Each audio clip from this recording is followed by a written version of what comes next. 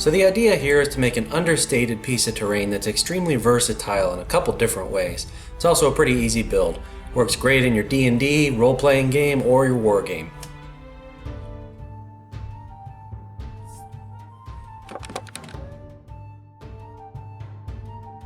We're going to be doing some mitered cuts with the Proxen table. I set it at 35 degrees.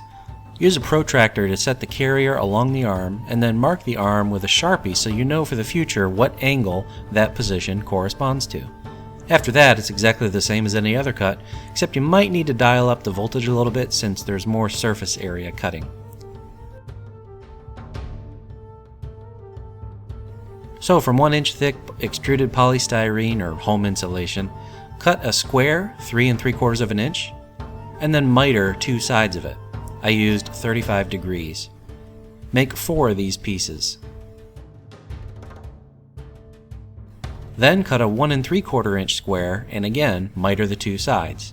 Again make 4 of these. Then hot glue each to the top of a larger piece like this.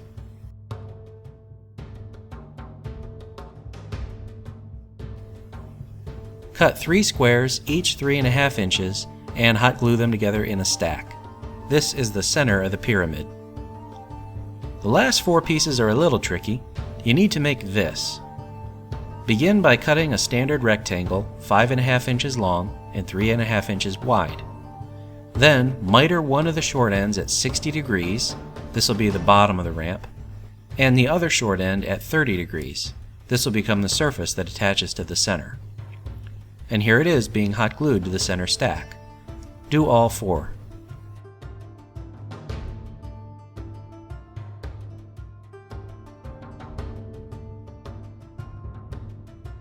Then hot glue the 4 corners in place, making sure to glue to both adjacent ramps.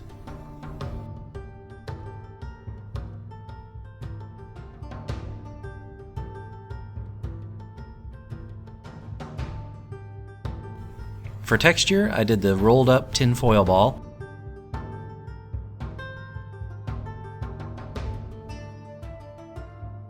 followed by brickwork with a pen.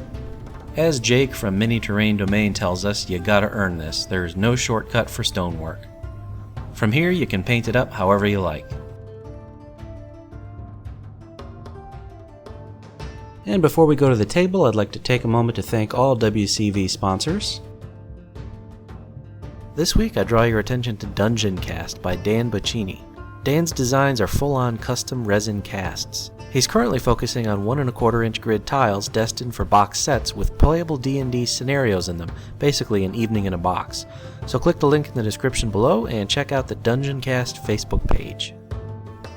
So this was a simple black bomb followed by a light gray overcoat to miss the cracks, a white dry brushed highlight, and finally a black wash over the whole thing. Now I did toy with the idea of carving the Necron symbol into each of the 4 ramps, which would have looked sweet. Could airbrush them to glow, etc., but then the piece becomes typecast. I could really only use it in one specific setting. This way, it works for my D&D games, my fantasy war games, or my sci-fi war games. The top surface is big enough to house any MacGuffin that you like. An objective marker, a treasure, a magical doomsday device, whatever.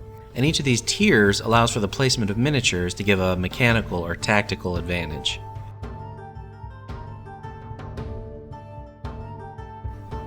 I am Wyloch, thank you for joining me, and I'll see you next time.